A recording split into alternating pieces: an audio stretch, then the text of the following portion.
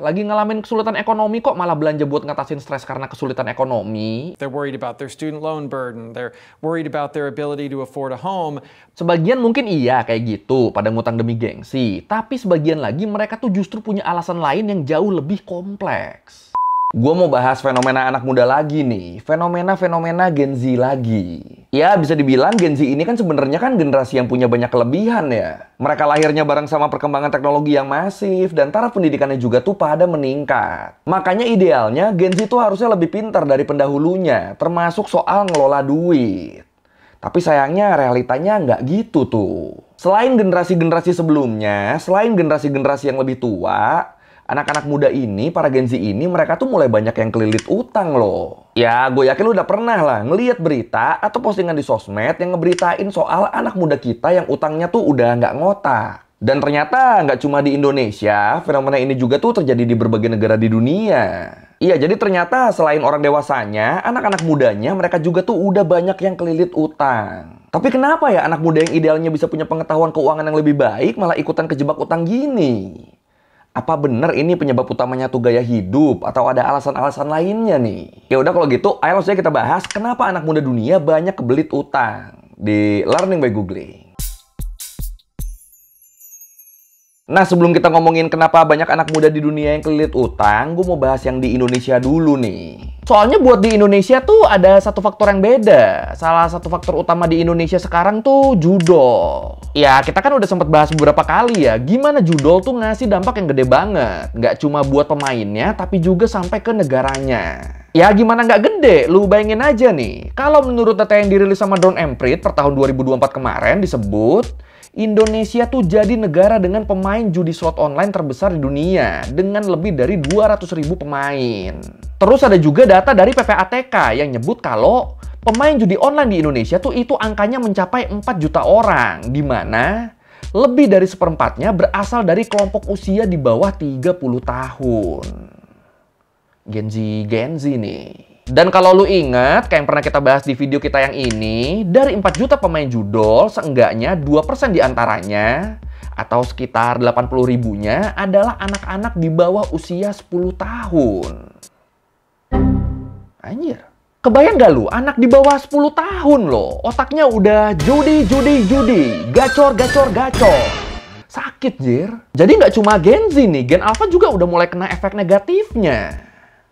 Mulai emosi saya. Terus yang lebih gila lagi, kalau menurut data dari Menko Polhukam disebut, di semester 1 tahun 2024 aja, negara kita tuh diperkirakan mengalami kerugian ekonomi sampai 900 triliun rupiah. Gara-gara fenomena judi online ini. Ini kan gila ya, udah setara harga ngembangin AI anjir. Masih banyak lagi tuh kembaliannya tuh. Aduh. Dan dari semua ini, yang bikin sedih tuh adalah korbannya tuh jadi pada kelilit utang. Gue sering banget tuh lihat di berita, bahkan teman gue sendiri juga ada yang ngalamin. Awalnya ketagihan judol, kalah mulu, akhirnya ngutang. Terus utangnya nggak bisa dibayar, bingung, akhirnya ada yang kabur, ngilang. Dan ada yang jadi kriminal, dan berakhir keluarganya hancur. Terus berita-berita ini juga sejalan sama data dari Badan Pusat Statistik yang nyebut kalau angka perceraian yang diakibatkan oleh judol itu tuh trennya tuh tiap tahun tuh selalu naik loh. Kayak di tahun 2023 misalnya, itu angkanya tuh udah menyentuh 1.500 kasus perceraian akibat judol. Naik kurang lebih 25% dari tahun sebelumnya. Sampai rumah tangga loh, rusak gara-gara judol loh. Wah, terus selain ngerusak rumah tangga, judol juga tuh punya dampak buruk ke psikologis penggunanya. Nih, kalau menurut Tempo, banyak psikolog yang ngewanti-wanti adanya dampak psikologis berat ke orang-orang yang main judi online. Apalagi sistem judol tuh kan emang sengaja didesain buat mainin psikologis pemainnya dengan cara ngasih iming-iming kalau si pemain bakal punya kesempatan buat menang kan. Padahal ya itu tuh cuma harapan semu belaka. Ya namanya judi kan emang menjanjikan kemenangan, menjanjikan kekayaan kan. Padahal kan itu bohong. Kalaupun kau menang kan itu awal dari kekalahan. Ya kan? Bohong kan? Kalaupun kau kaya itu awal dari kemiskinan. Nah, sistem judul ini yang menjanjikan kemenangan semu ini tuh akhirnya jadi kayak semacam candu yang ngerusak mental. Pemainnya tuh jadi bisa ngalamin kecemasan dan stres berat, yang mana ini kalau udah parah bisa memicu terjadinya depresi dan berujung tindakan percobaan bundir. Aduh, ngeri amat ya Allah. Dan dengan resiko judul yang gila banget gini, makanya gue tuh seneng banget pas tahu kalau GoPay tuh ada kolaborasi sama Bang Haji Rhoma Irama. Collab ngerilis program Judi Pasti Rugi. Karena ya kayak namanya, yang namanya judi kan emang cuma bakal bikin kita rugi kan. Nah, di websitenya, di judipastirugi.com, lu tuh bisa baca-baca artikel soal bahaya judi dan cara mencegahnya. Terus di situ juga ada cerita-cerita kelam para korban judol, sama lu juga bisa ngedengerin wejangan Bang Haji soal dampak judi. Dan yang paling penting, lu bisa ikut berkontribusi dengan ngelaporin web-web judi online, biar nggak makan lebih banyak korban. Ya, judol tuh kan emang udah jadi penyakit yang menggerogoti masyarakat kita ya. Dan sebagai bentuk ikhtiar kita, gua harap gua maupun elu nggak akan pernah capek buat nyebarin pesan kalau judi pasti rugi. Iya, jadi banyak negara di dunia sekarang yang lagi pada ngalamin peningkatan utang anak muda yang signifikan. Kalau menurut Lending Tree, di antara generasi-generasi lainnya, peningkatan utang di Gen Z itu jadi yang paling besar, jadi yang paling signifikan. Disebut dari tahun 2021 ke tahun 2023, utang Gen Z itu meningkat sebanyak 179,1%. Terus disusul sama milenial yang peningkatannya tuh nyampe 88,2%. Atau ya berarti peningkatan utang Gen Z tuh lebih dari 2 kali lipat peningkatan utangnya milenial ya. Edan juga nih. Dan buat di Amerika sendiri, kalau menurut data dari Federal Reserve Bank of New York disebut, anak-anak muda berusia 18-29 tahun di sana tuh mereka tuh punya utang yang secara total berjumlah 1,12 triliun US dollar. Yang mana setiap 1 dari 6 orang yang berutang itu, atau sekitar 16%-nya, mereka tuh punya masalah susah bayar. Pembayarannya tuh sering macet. Dan 37%-nya mereka tuh ngerasa kewalahan buat ngebayar utang-utangnya. Ada yang senasib mungkin? They're not wrong. Younger people today are making less than older people did at the same age. Adjusting for inflation, 22 to 24-year-olds in 2013 were making almost $52,000 a year. That number today, down to $45,000. And that difference puts Gen Z in a tough spot. In 2013, the debt-to-income ratio for the same age group was 11.76%. Today, it's more than 16%. Nah, di sini yang harus kita ingat, ini yang banyak berutang tuh kan Gen Z sama milenial muda ya. Orang-orang yang harusnya tuh lagi ada di tahap ngebangun kestabilan ekonomi. Atau berarti kebanyakan mereka tuh ada di tahap kerja, tapi karena masih di tahap-tahap awal, jadi ya ekonominya tuh belum stabil-stabil banget lah. Masih butuh pindah ke kerjaan yang lebih oke, atau masih butuh nabung dikit-dikit. Harusnya. Nah, masalahnya kalau menurut di NIIKASI Foundation disebut, sekarang tuh justru banyak anak muda yang nganggep kalau utang tuh bisa jadi solusi kesulitan keuangan mereka. Nggak punya duit dikit, ngutang aja. Pokoknya bener-bener butuh duit dikit langsung pada ngutang. Padahal sebenarnya di sisi lain, ekonomi mereka tuh kan belum stabil kan. Masih ngerintis semuanya dari awal. Dan akhirnya ini ngebikin hutang tuh malah jadi kayak pedang bermata dua. Ini lo kebayang kan? Karena upah mereka masih kecil, ditambah sama berbagai alasan yang nanti bakal kita bahas juga. Akhirnya anak-anak muda ini tuh jadi pada kesulitan buat bayar utang. Nah, kalau bayar utang aja susah, gimana mau nabung coba? Yang ada gajinya bakal terus kekikis buat bayar utangnya kan. Terus ditambah lagi kalau menurut IFM Magazine disebut zaman sekarang tuh banyak banget fitur-fitur yang memudahkan orang buat ngutang. Nah, dengan mindset dan kemudahan akses yang terasa gampang ini, sebanyak 35% anak muda berusia 18-24 tahun di Amerika, mereka tuh pasti pernah berhutang seenggaknya dalam 6 bulan terakhir. Tapi ya terus balik lagi, karena basicnya duit mereka masih pas-pasan kan, dan dipakai buat bayar utang terus, akhirnya mereka nih jadi pada susah sendiri buat menuhin kebutuhan hidup lainnya yang berakhir dengan ya ngutang lagi. Nah, kalau mereka gagal bayar utang terus kayak gini, ini kan pastinya kan ngebikin skor kredit mereka di bank jadi bakal berkurang terus juga kan.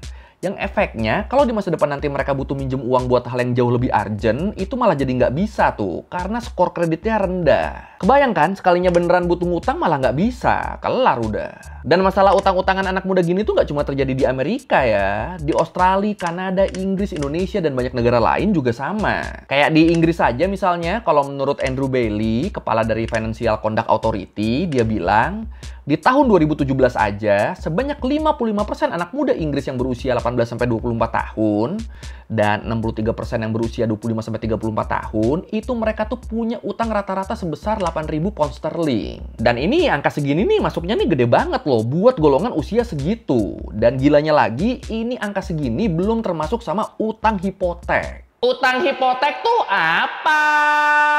Hipotek tuh kayak utang jangka panjang yang ada jaminannya gitu. Biasanya dipakai buat ngebeli rumah, tanah, atau gedung. Nah, utang rata-rata yang 8.000 pounds ini tuh nggak termasuk hipotek ya. Bener-bener ini nih, apa ya? Ya, utang-utang yang sehari-hari aja lah. Bukan aset atau sejenisnya. Ngeri amat, Jir. Punya utang segini tapi nggak punya aset apapun loh. Waduh. Nah, sekarang kita masuk ke alasannya. Kenapa anak-anak muda pada kayak gampang banget ngutang? Nah, gue yakin di sini banyak yang mikirnya, banyak yang ngiranya, alasan utama utang di kalangan anak muda tuh soalnya mereka suka foya-foya. Atau suka beli barang yang cuma buat menuhin gengsinya doang. Gue yakin banyak tuh yang mikirnya kayak gitu tuh. Nah, ternyata anggapan ini tuh nggak sepenuhnya bener loh. Sebagian mungkin iya kayak gitu, pada ngutang demi gengsi. Tapi sebagian lagi mereka tuh justru punya alasan lain yang jauh lebih kompleks. Jadi kalau menurut The Conversation, sekarang tuh harga-harga kan jadi makin mahal ya, karena adanya inflasi.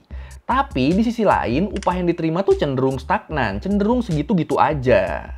Apalagi buat anak-anak muda yang baru meniti karir, wah itu upahnya ya jatuhnya dikit lah. Nah, gara-gara ini jadinya mereka tuh banyak yang kesusahan buat sekedar nyambung hidup.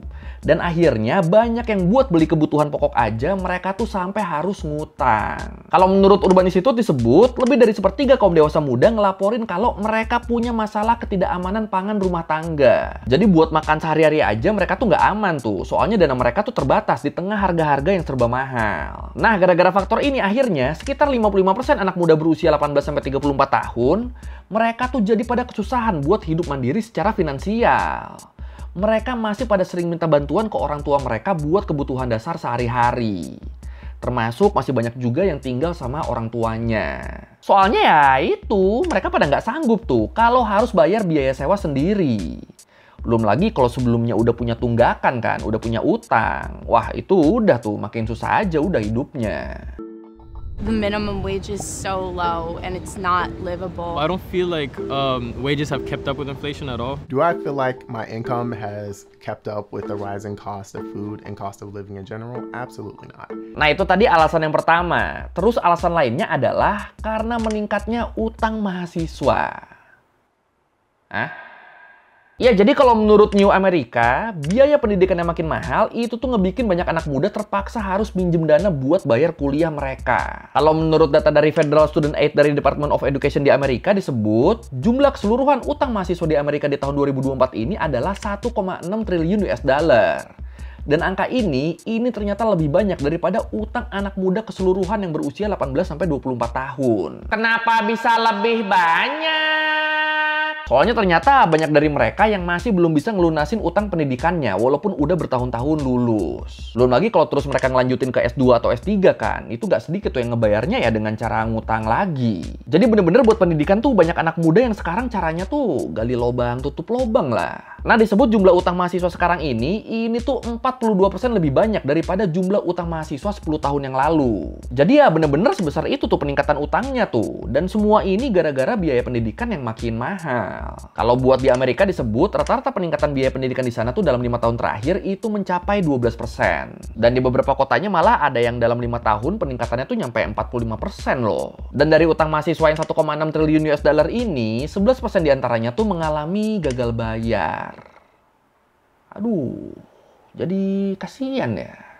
Terus kalau menurut CBS News, kondisi makin diperparah dengan fakta kalau Anak-anak muda di kalangan Gen Z dan milenial sekarang tuh mereka tuh lebih banyak mengenyam pendidikan tinggi daripada generasi-generasi sebelumnya. Ya sebenarnya alasannya emang bener sih ya, emang masuk akal. Cuma jadinya harus pada ngutang kan buat bayar biaya kuliahnya. Udah gitu nantinya pas mereka lulus, pas udah fresh graduate, itu kebanyakan dari mereka pada susah buat dapat kerja kan. Dan kalaupun dapat, biasanya kalau di awal-awal tuh posisi dan gajinya kan masih kurang oke kan. Masih kurang mencukupi buat ngelunasin utang-utang mereka selama kuliah. Dan akhirnya utang mahasiswa mereka ini jadi kebawa-bawa terus tuh sampai mereka kerja dan malah jadi beban buat kehidupan mereka sehari-hari.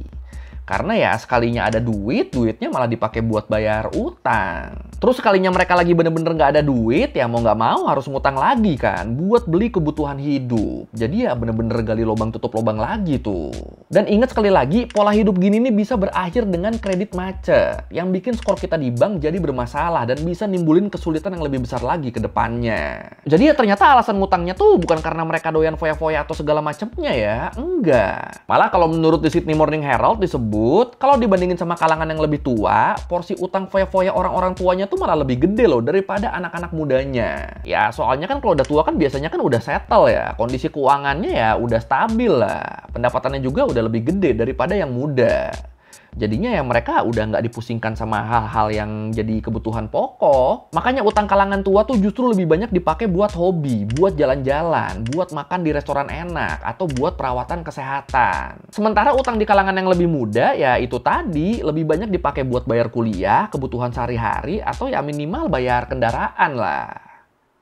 Jadi ya sebenarnya malah lebih foya-foya yang tua ya jatuhnya ya. Makin kasihan gue sama anak muda kalau gini. Aduh. More than ever before, the very thing young adults are told to do to secure their future is one of the biggest reasons that the future is increasingly in doubt. Terus yang ngebikin masalah utang anak muda ini lebih pelik adalah karena adanya fenomena doom spending yang ternyata cukup umum terjadi nih. Doom spending tuh apa? Kalau menurut Psychology Today disebut, doom spending adalah kondisi di mana seseorang belanja tanpa mikir panjang sebagai respon terhadap kecemasan atau stres mereka, yang biasanya terjadi karena faktor ekonomi. Lah, ini jadi maksudnya gini nih, ternyata orang-orang yang lagi punya isu keuangan daripada nabung, mereka tuh justru cenderung belanja lebih banyak loh. Ya ini kedengerannya emang nggak masuk akal ya. Lagi ngalamin kesulitan ekonomi kok malah belanja buat ngatasin stres karena kesulitan ekonomi. Ini kan terdengar kontradiktif kan. Tapi ya ternyata faktanya hal ini tuh emang beneran ada dan udah banyak dilakuin juga sama orang-orang. Nih kayak di Amerika, kalau menurut CNBC, survei dari Intuit Credit Karma di tahun 2023 nyebut kalau sebanyak 96% orang Amerika tuh khawatir sama kondisi ekonomi mereka. Dan lebih dari seperempatnya itu malah melakukan doom spending. Dan alasan kenapa mereka melakukan doom spending gitu soalnya kalau menurut survei Axios yang dilakukan sama The Harris Poll disebut konsumen dari kalangan Gen Z dan milenial tuh mereka tuh cenderung beranggapan kalau lebih baik mereka manjain diri mereka sekarang daripada nggak sama sekali. Soalnya mereka mikirnya nggak ada yang tahu kan kondisi kedepannya nanti bakal kayak gimana. Takutnya di masa depan nanti mereka malah sama sekali nggak bisa manjain diri dengan beli apapun yang mereka mau. Jadi ya daripada terus-terusan uangnya dipakai buat hal-hal yang mereka nggak bisa nikmatin, kayak bayar utang, bayar kuliah, bayar sewa segala macem, mending sekali-sekali uangnya dipakai belanja sesuatu yang mereka bener-bener mau, yang mereka bener-bener pengen. Bisa gitu ya mikirnya ya. Well, that's the whole YOLO thing. You only live once, right? Gen Zers and millennials are much more likely to be going into debt for these kind of discretionary expenses like travel and dining and concert tickets. More than half of Gen Zers and millennials are willing to go into debt for these things this year. That compares with only 30% of Gen Xers and only about a quarter of boomers. Dan kalau menurut CNN, doom spending ini tuh ngebikin mereka jadi ngerasa punya kendali atas diri mereka sendiri. Jadi ngerasa kalau mereka tuh beneran manusia yang punya keinginan dan kehendak. Bukan cuma makhluk yang dipaksa buat kerja terus tanpa bisa nikmatin hidup. Makanya karena pola pikir ini, akhirnya sebagian dari orang-orang yang ngalamin masalah keuangan, termasuk punya utang, sekalinya mereka punya uang, uangnya tuh malah dipakai buat foya-foya.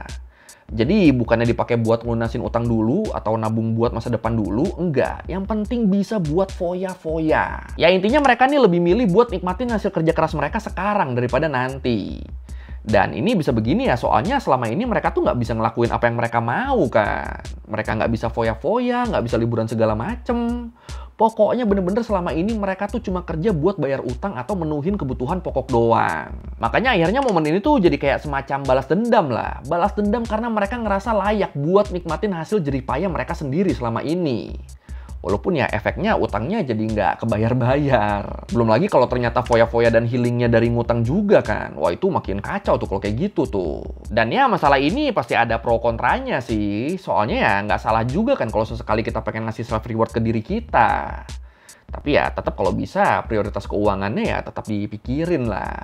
Tapi ya tetap sih kalau menurut gua paling ngaco tuh kalau utangnya karena judol. Itu utang paling nggak perlu tuh menurut gua tuh. Makanya ingat sekali lagi kalau lu nemu situs-situs web judi online, lu bisa langsung ngelapor ke website judipastirugi.com.